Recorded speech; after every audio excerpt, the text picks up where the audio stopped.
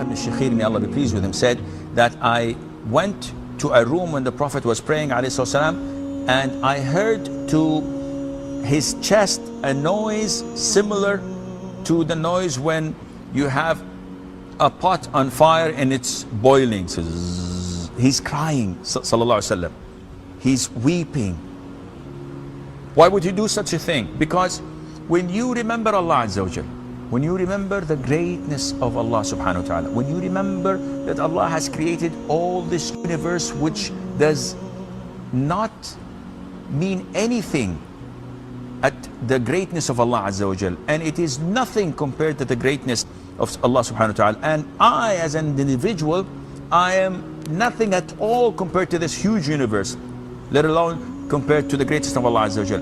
When you pray in the middle of the night and you recollect, or that is recall your sins, your shortcomings, the things you've done to others, the things that you have done towards to Allah the Almighty, and you feel how small and humiliated you are standing in front of Allah Azza wa Jal, praying and asking for forgiveness, you cannot help but to cry.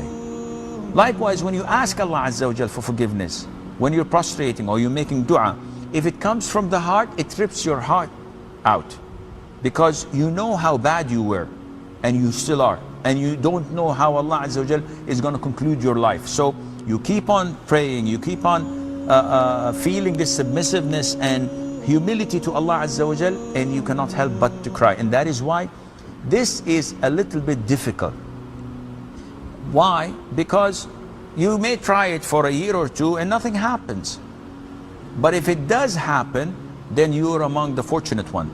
That is why you're encouraged to try and make it happen by faking it for few years, trying to convince yourself that you're crying out of the fear of Allah Azza wa Jal, and then Allah may bless you by making it and transforming it into sincere fear of Allah and crying. So what's the benefit if I cry and a tear falls from my eye? The Prophet said, alayhi salatu wasalam, that there are two eyes would not see hell, meaning if my eyes will not see hell, then I would not be admitted to hell altogether, which means that definitely I'll be in paradise.